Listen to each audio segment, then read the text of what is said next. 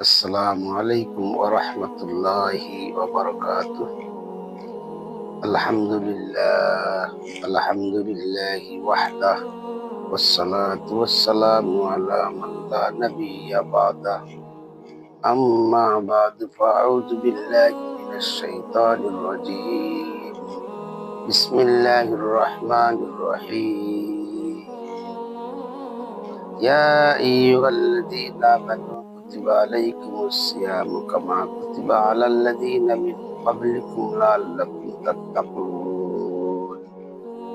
Faqala Rasulullah sallallahu alaihi wasallam, man shama ramadhana imanan wa ihtisaban ghufira lahu ma taqaddama min dhanbi.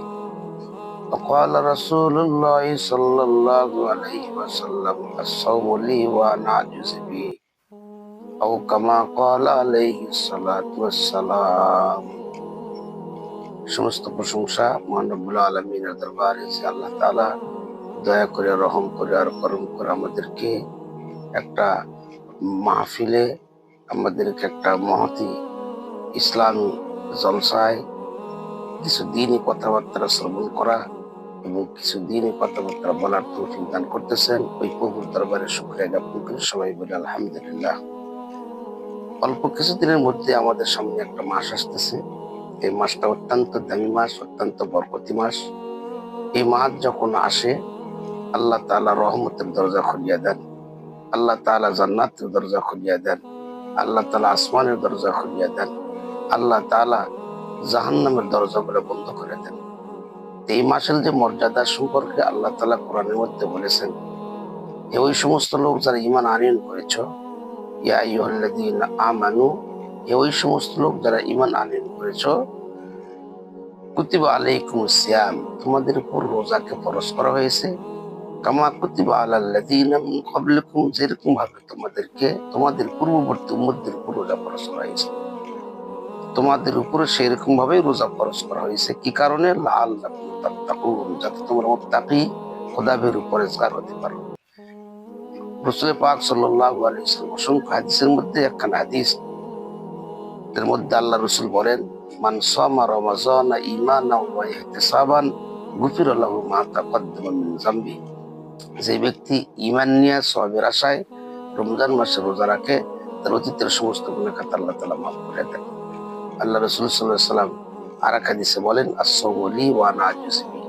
আল্লাহ তাআলা হাদিসে কুদসির মধ্যে বলেন যে রোজা আমার জন্য আর আমি নিজেই রোজার মধ্যে থাকি। এই জন্য ভাই দোস্ত বুজুর্গ, রোজা আমাদেরকে মুত্তাকি বানাবে, খোদাভীরু বানাবে, আল্লাহ ওয়ালা বানাবে। কিন্তু শর্ত হলো, রোজা এমন একটা ইবাদত, আমি বারবার মিসাল দিয়ে থাকি, রোজা হলো এয়ার কন্ডিশন মূলক ইবাদত। ছোট্ট একটা ঘরে মনে করেন জানলা দরজা আছে 6টা, 4টা জানালা, 2টা দরজা আছে। এই 4টা জানালা, 2টা দরজা বন্ধ করার পরে ওই ঘরে যদি এয়ার কন্ডিশন মেশিন অন করা হয়, তাহলে ঘর শীতাতপ নিয়ন্ত্রিত হয়। আর যদি ঘরে শীতাতপ নিয়ন্ত্রিত করতে চান, এয়ার কন্ডিশন মেশিন অন করে দিয়ে 6টা জানলা দরজা খুলে রাখবেন, তাহলে ঘর শীতাতপ নিয়ন্ত্রিত হবে না। ঠিক তেমনি ভাবে সামনে যে রোজা আসতেছে, আমরা যদি রোজার দ্বারা মুত্তাকি হতে চাই, পরেজগার হতে চাই, খোদাভীরু হতে চাই, তাহলে আমাদের করণীয় হলো 6টা রোজার আদবকে রক্ষা করতে হবে।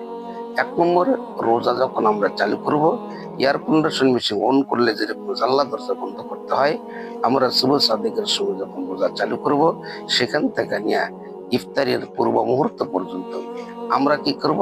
6টা আদবকে রক্ষা করিয়া রোজা পালন করব। 1 নম্বর, আমরা যখন রোজা শুরু করব, আমাদের চোখের হেফাজত করতে হবে। চোখ দিয়া যে সমস্ত কাজ আল্লাহ রাসূল সাল্লাল্লাহু আলাইহি ওয়াসাল্লাম দেখার জন্য নিষেধ করেছেন, এই সমস্ত কাজ আমাদের দেখা চলবে না। যদি দেখি, তার রোজার দ্বারা আমরা মুত্তাকি হতে পারবো না। 2 নম্বরে, জবানের হেফাজত করতে হবে।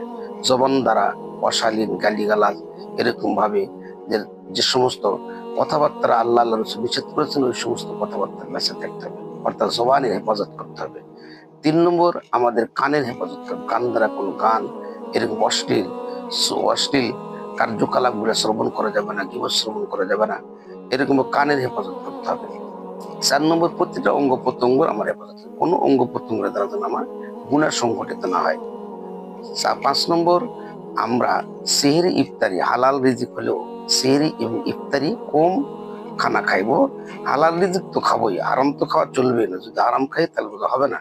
হালাল রিজিক হলেও সেহরি ইফতারি আমাদের কম খেতে হবে, কারণ রোজা আমাদেরকে এটাই শিক্ষা দেয় যে গরিব দুঃখী অসহায় মানুষ না খেয়ে থাকলে যে কষ্ট হয়, এই কষ্টর মর্ম জ্বালা বোঝার জন্য রোজা আমাদেরকে আল্লাহ তাআলা দান করেছেন। 6 নম্বরে আমরা কি করবো, এই ইবাদত আল্লাহর দরবারে কবুল হচ্ছে কিনা হচ্ছে, এটা প্রতিটি ইবাদতের জন্যই যে আল্লাহর কাছে দোয়া করতে, আল্লাহ আমার এই রোজাকে তুমি কবুল মঞ্জুর করে নাও, আমার সেহরিকে কবুল মঞ্জুর করে নাও, আমাদের ইফতারিকে তুমি কবুল মঞ্জুর করে নাও। এই 6টা আদব যদি রক্ষা করে আমরা রোজা রাখতে পারি, তাহলে অবশ্যই অবশ্যই আল্লাহ তাআলা ওয়াদা করেছেন আমরা মুত্তাকি হব, আমরা পরেজগার হব, আর আমাদের অতীতের সমস্ত গুনাহ খাতা আল্লাহ তাআলা মাফ করে দিবেন। এবং এই রোজার প্রতিদিন আল্লাহ তাআলা নিজে, তাহলে 6টি জিনিস আমরা অবশ্যই লক্ষ্য রাখবো। 1 নম্বর, আমরা কি করব, জবানের, চোখের হেফাজত করব। চোখ দিয়ে কোন অশালীন কার্যকলাপ, আল্লাহ তাআলা যে সমস্ত কাজ নিষেধ করেছেন এগুলো দেখব না, চোখের হেফাজত করব। 2 নম্বর, আমরা জবানের হেফাজত করব। 3 নম্বর, কানের হেফাজত করব। 4 নম্বর, প্রতিটা অঙ্গ প্রত্যঙ্গের হেফাজত করব, কোনো অঙ্গ প্রত্যঙ্গ দ্বারা গুনাহের কাজ যেন সংঘটিত না হয়। 5 নম্বর, আমরা সেহরি ইফতারি হালাল রিজিক দ্বারা করব। হারাম যদি খাই তাহলে সেহরি ইফতারি আমাদের গ্রহণযোগ্য হবে না। এবং উদর পূরণ করে খাবো না, একটু কম খাবো, কারণ সেহরি ইফতারি কম খালে রোজার মর্ম জ্বালাটা বোঝা যাবে। গরিব দুঃখী অসহায় না খায় তাহলে কি হয় কষ্ট, এই কষ্ট বোঝার জন্য আল্লাহ তাআলা আমাদের রোজা দান করেছেন। আর 6 নম্বর, এই ইবাদত কবুল হচ্ছে কিনা হচ্ছে, এই জন্য আল্লাহর দরবারে কবুল করব। আর রাত্রে জাগরণ থেকে আমরা ইবাদত বন্দেগী করব। আল্লাহ তাআলা আমাদের সবাইকে এই 6টি আদব রেখে সামনে যে রোজা আসতেছে এই রোজা পালন করার তৌফিক দান করুন। ওয়া আখিরু দাওয়ানা আলহামদুলিল্লাহি রাব্বিল আলামিন।